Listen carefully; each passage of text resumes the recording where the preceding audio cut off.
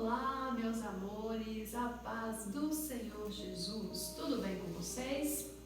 Estamos iniciando mais uma rodada e hoje iremos aprender acerca da sua casa. Sim, hoje iremos falar sobre a nossa casa, o nosso lar, o presente que Deus nos deu. Nosso lar, quando falamos de casa, estamos falando de lar, que simboliza família, aconchego, amor e carinho. E como tema dessa aula, iremos tratar acerca da temática A Sua Casa Não Será Abalada. Olha que promessa boa, que palavra boa. Então tome posse, a nossa casa, a sua casa não será abalada. Acerca deste conteúdo, estaremos novamente com o nosso amigo Natanael. A paz do Senhor, Natanael, tudo bem com você? A paz do Senhor, Nayane, tudo bem, graças a Deus. Natanael, frente a esta temática, o que é que você tem, à luz da Bíblia, para nos apresentar? Frente a essa temática citada neste momento. Tudo bem, Nayane, eu quero usar como referência, primeiro agradecer ao pessoal que está nos ouvindo, eu quero usar como referência um texto bíblico que está no livro de Mateus, o Evangelho segundo escreveu Mateus, capítulo 7, a partir do verso 24. Diz assim a versão bíblica que está em minhas mãos: todo aquele, pois, que escuta as minhas palavras e as pratica, assemelhar-lo-ei ao homem prudente, que edificou a sua casa sobre a rocha. E desceu a chuva, e correram rios, e assopraram ventos, e combateram naquela casa, e não caiu, porque estava edificada sobre a rocha.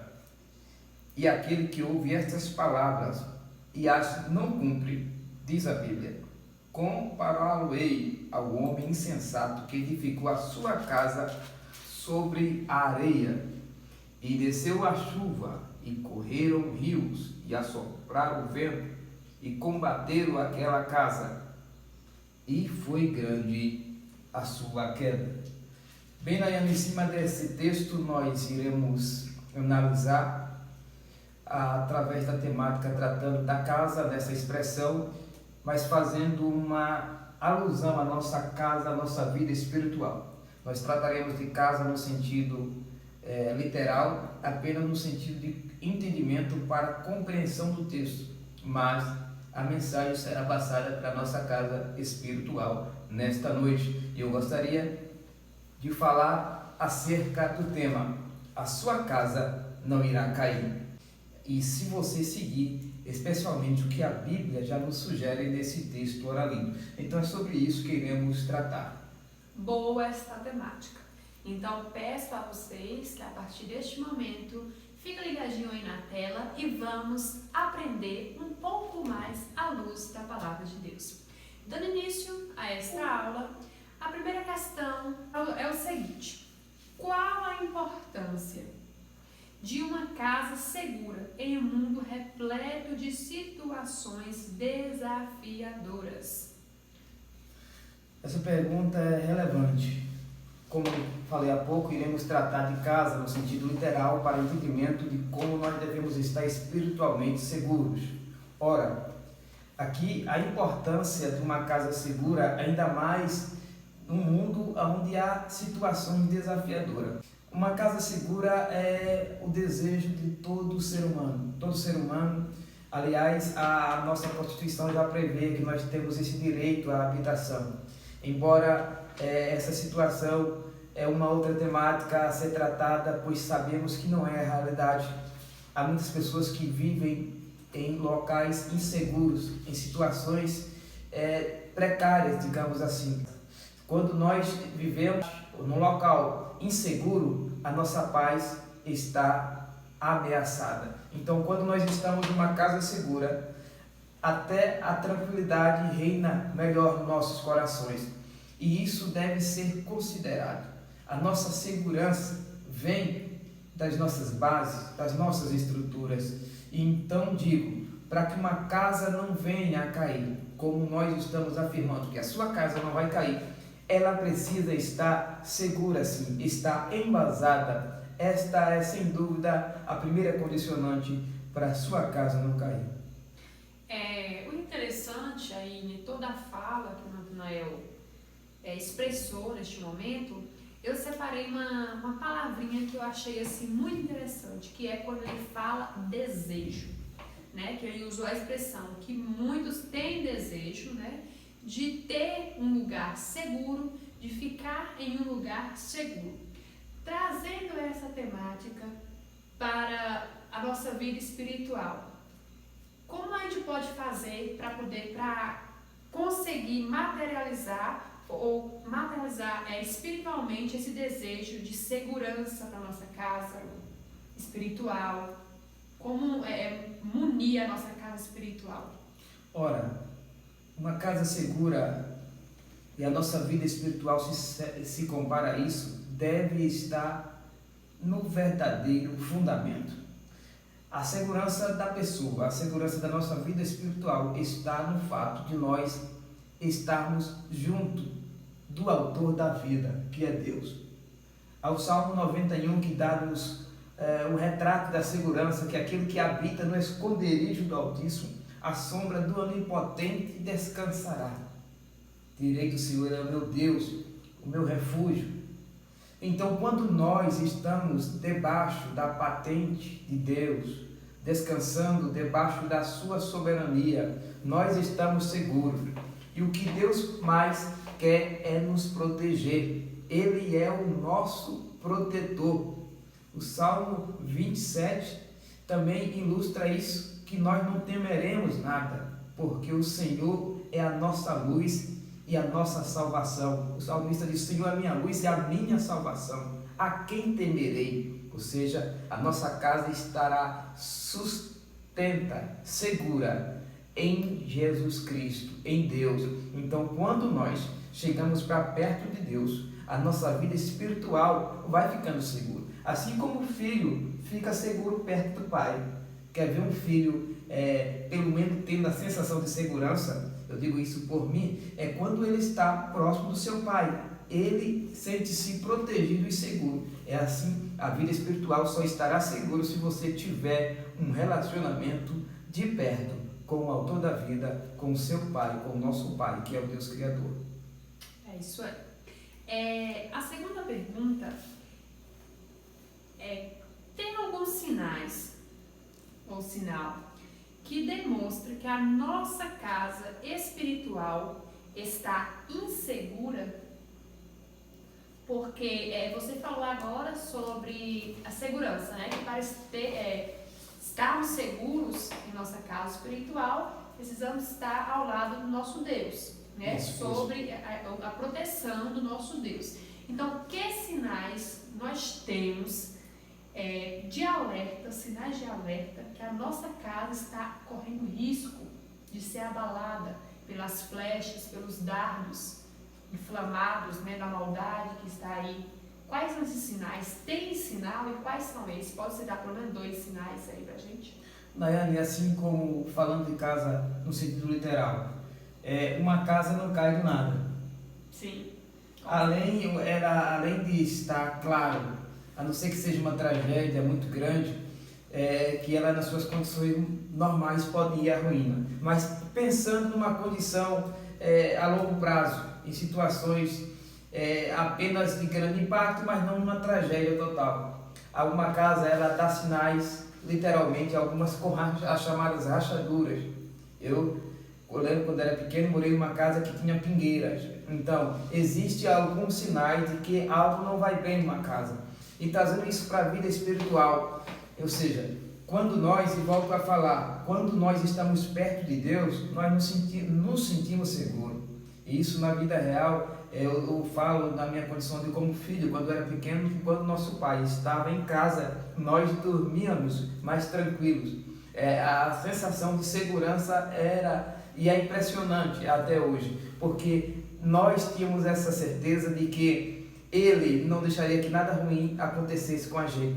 Quando a gente passa a viver e trazendo para a vida espiritual. Quando a gente já não tem mais a necessidade, ou pensa que não tem mais a necessidade de Deus na nossa casa, que Deus deixou de ser o centro da nossa vida, que agora, por sermos autossuficientes, pensando assim, Deus já não é tão requisitado no nosso viver. Isso já é um indício de que a nossa casa não está mais segura. Outro indício, quando as coisas começam a vir coisas que antes na nossa casa não era frequente. Ou seja, antes tínhamos uma rotina de devoção, de adoração, antes tínhamos uma rotina de obediência, tínhamos uma rotina de consideração, de respeito, de amor na nossa casa, e isso sai da nossa casa. Então, quando começa a predominar no nosso lar a discórdia, quando os cônjuges começam, por exemplo, com grandes discórdias, começa a ruína, começa os problemas em família, começa a desunião, começa o desespero, começa o desprezo, a dor, a falta de compreensão, são indícios de que as nossas casas estão correndo um grande perigo, isso no sentido próprio, aplicando-se às pessoas. No sentido espiritual, quando nós esquecemos de Deus, quando nós não queremos mais ter comunhão com nossos irmãos, porque achamos que já somos maduros demais, já somos sábios demais, que não precisamos mais de ouvir, já não temos mais respeito pelas autoridades constituídas por Deus, já não temos mais consideração, já não temos mais aquele temor por Deus.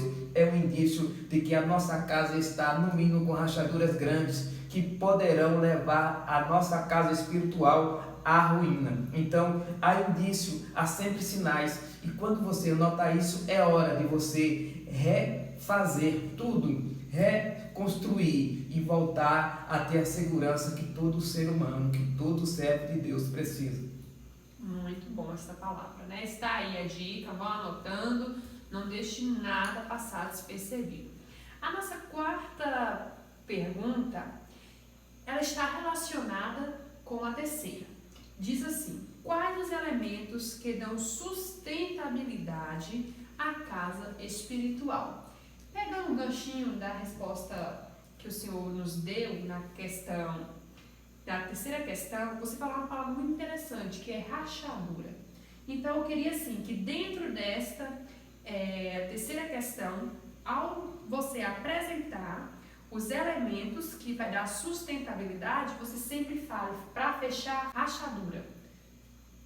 Isso Palavras para a correção. Né? Isso. Alguma coisa que nós podemos fazer para fechar essa rachadura que apresenta na nossa casa espiritual, que é a discórdia, a autoconfiança, essa divisão que às vezes acontece. Certo. Ora, estamos falando de uma situação em quais os elementos responsáveis por manter a casa segura. Baseado nessa passagem que nós lemos, a segurança da casa depende primeiro de quem está dentro dela. O dono da casa. É você o responsável pela segurança na sua casa. Quando eu falo ser o responsável, não é que você vai fazer tudo, mas você vai delegar, você vai exigir que as pessoas façam. Ou seja, é você que vai morar dentro. Eu já vi algumas pessoas, eu lembro que um tempo estava alguém construindo uma casa e alguém disse: não, rapaz, não precisa esse tanto de ferro não, bota menos. Ele disse: não é você que vai morar dentro, entendeu? Então veja só, você tem que saber que quem vai morar naquela casa é que tem que dar as diretrizes, ou no mínimo buscar ou fazer com que as diretrizes tomadas seja a mais segura possível. Então, o primeiro passo, pela mensagem que nós lemos aqui, o primeiro elemento responsável pela sustentação da casa, no sentido literal, chama-se alicerce. Hoje a gente já não usa muito essa nomenclatura. Hoje as bases são de ferro, mas principalmente há tempos atrás, os alicerces eram apenas de pedra, naturalmente, pedras normais, e sempre buscavam aquelas pedras mais reforçadas, mais adequadas para colocar na chamada na esquina, né? Aquela pedra angular responsável por fechar o ângulo ali naquelas casas. Então, ou seja, o alicerce é a base de tudo. O alicerce é que dá sustentação à sua casa. Não adianta uma casa bonita se não tiver um alicerce bem fixo. Não adianta, porque quando ela for submetida ao teste, aqui está muito bem ilustrado nessa passagem. Existia um homem prudente que ele fez a sua casa edificada numa rocha. Aí, minha amiga, vieram os ventos, os vendavais, vieram as enchentes, vieram as tempestades e nada derrubou ou levou a ruína naquela casa, porque ela estava bem edificada. Então, a segurança da casa depende do seu proprietário, do seu responsável, ela depende da base, do alicerce, aonde ela está construída, não é? Como ela foi construída, dos elementos que utilizou-se na sua construção. Porque se ela estiver com esses dois elementos, e sobretudo na simbologia daqui que é Cristo, trazendo para nosso templo espiritual, nós estamos falando da casa no sentido literal, e no sentido espiritual, como a nossa casa estará segura? Quais os elementos que dão sustentação? O primeiro elemento, você é responsável por buscar a presença de Deus, você é responsável por chegar até a Deus. A Bíblia diz: chegai-vos a mim, e eu chegarei a vós. Nós frequentemente citamos, cito mais uma vez, Jeremias 29:13, olha, vós me achareis quando me buscareis de todo o coração. Veja que é o homem que precisa ao encontro de Deus. Quando vamos para Mateus 11:28, Jesus disse que vinde a mim. Ou seja, está a salvação, está a segurança, mas nós temos que dar o nosso passo, temos que tomar as nossas decisões. Então a segurança da nossa alma depende de nós, depende de nossas atitudes, depende da nossa base, do nosso alicerce. E quem é esse alicerce? Que alicerce é esse? Que rocha é essa? Olha, a Bíblia diz aqui que o homem sábio edificou sobre a rocha. Essa rocha é uma simbologia de Jesus Cristo. Quando nós vamos para Salmo 62, versículo 6, lá está dizendo que Ele é a rocha que nos salva. Quando vamos também para Salmo 118, versículo 22, Ele é a rocha, aqui já é um salmo messiânico, Ele é a rocha que os construtores rejeitaram. Ou seja, é porque aqui é uma profecia que é falando ao Messias. E quando vamos para 2 Pedro 2, 6 a 8, lá está dizendo exatamente isso, que a rocha, ou que a pedra que os edificadores rejeitaram, foi esta pedra chamada Jesus Cristo, uma pedra que é uma pedra preciosa. Eis que ponho em Sião a pedra principal da esquina. Veja, um símbolo da rocha eleita e preciosa. E quem nela crê não será confundida. Ou seja, Jesus é a simbologia dessa própria pedra que aquele homem sábio edificou a sua casa. Aí você diz: e nós somos pedras também? Este mesmo capítulo 2, só corrigindo de 1 Pedro, capítulo 2, no versículo 5 diz assim: vós também como pedra viva, sois edificada casa espiritual. Veja só, casa espiritual e sacerdócio santo, para oferecer sacrifícios espirituais agradáveis a Deus por Jesus Cristo. Então aqui sela e fecha essa parte dizendo que nós somos casas espirituais. Casa espiritual porque hoje Deus não vem habitar dentro dos templos físicos. A Bíblia diz que Deus não habita em templos feitos por mãos humanas. Os templos são locais ideais para nós nos reunirmos para adorarmos a Deus, mas Deus habita dentro de nós. Quando vamos aqui para 1 Coríntios, capítulo de número 6, versículo 19, diz: ou não sabeis que o vosso corpo é templo do Espírito Santo, que habita em vós, proveniente de Deus, e que não sois de vós mesmos? Nós somos templo do Espírito Santo. Deus mora em nós, Jesus mora em nós. Ele disse: olha, se me receberem, eu e o Pai vou e faço morada dentro de vocês. Então, esta expressão dessa casa aqui, uma casa firmada na rocha, Nayane, é como se fosse a pessoa espiritualmente firmada em Jesus. Quem está agarrado a Jesus está firme, porque o salmista já disse no Salmo 125 que os que confiam no Senhor é como o monte Sião, que não se abala, mas permanece para sempre. Ora, se o monte Sião não se abala, imagina aquele que fez o monte Sião, aquele que é a pedra angular da esquina, é a rocha que os edificadores rejeitaram, mas essa rocha já foi provada e experimentada por muitos do Antigo Testamento, porque foram nessa rocha que todos os homens do Antigo Testamento seguiram a Cristo na esperança viva, não por vista, mas por fé. Os edificadores rejeitaram essa rocha, mas quem recebeu essa rocha hoje tem firmeza em Jesus Cristo. Irão vir os ventos, todo tipo de provação, mas quem está fixo nessa rocha, certamente a casa não cairá. Muito boa esta passagem, né? O interessante é que Mateus ele apresenta dá os dois exemplos, né? Aqui você deu o exemplo daquele que está firme na rocha, isso, que é de Jesus Cristo. Mas lê novamente aí, Natanael, o que Mateus diz acerca daqueles que não estão firmes na rocha. Para lembrar, né, que esses firmes na rocha, que edificaram a sua casa na rocha, essas pessoas são comparadas àquelas que ouviram a palavra de Deus e praticaram. Ou seja, aqueles que obedecem a palavra do Senhor, ouviu e praticou. Não para ser ouvinte. A firmeza na rocha não é constituída só da fé, a fé cega. Não, é constituída de uma vida de fé e prática, fé e obras.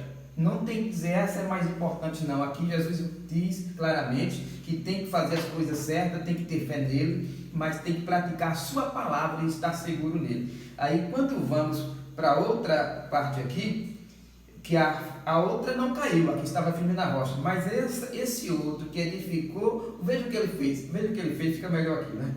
E aquele que ouve estas palavras e as não cumpre, compará-lo-ei ao homem insensato que edificou a sua casa sobre a areia, né?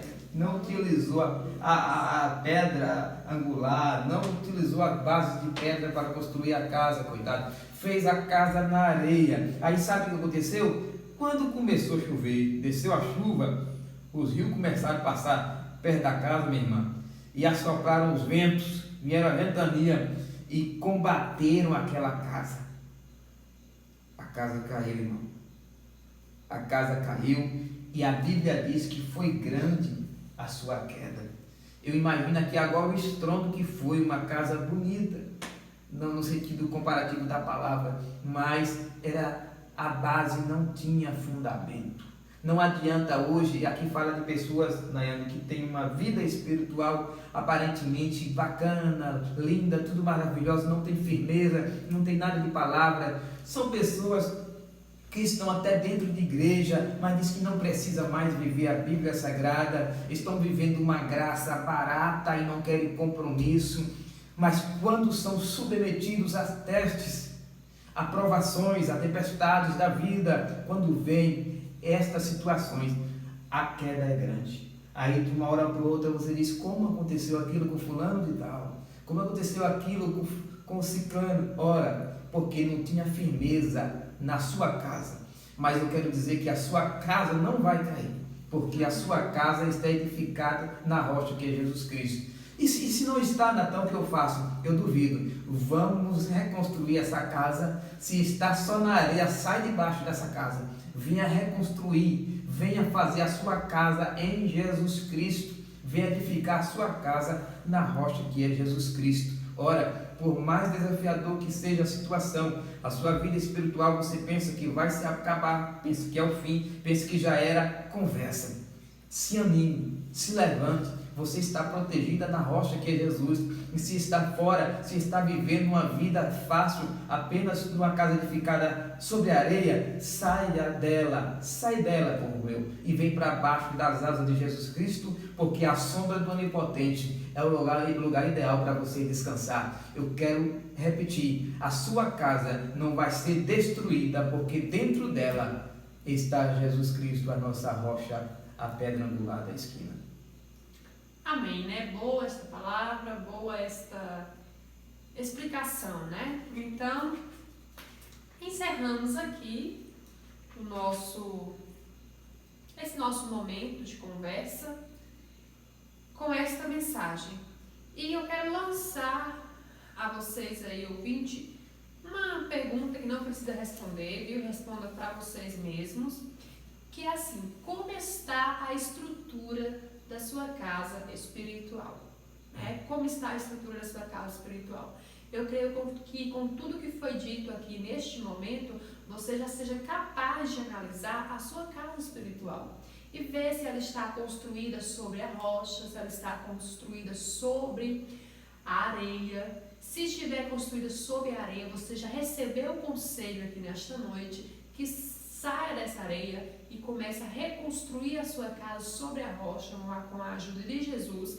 Se a sua casa está sobre a rocha, no entanto, você tem percebido algumas fragilidades, algumas estruturas meio abaladas, conserte, né? Conserte. Nesta noite também neste momento nós aprendemos também o que devemos fazer para consertar, para fechar essas lacunas. Então faça isso, exercite isso. E se você gostou de nos acompanhar neste momento aqui, à luz da Palavra de Deus, continue acompanhando os nossos canais. Se Deus assim permitir, estaremos logo após, no próximo episódio, apresentando mais alguma coisa acerca de Jesus aos corações de vocês. Deus abençoe, obrigado por tudo e fique na paz de Deus. Alguma coisa, Natanael? Não, só agradecer a todos e que Deus proteja as nossas casas. Tchau, a paz do Senhor. Tchau, um abraço.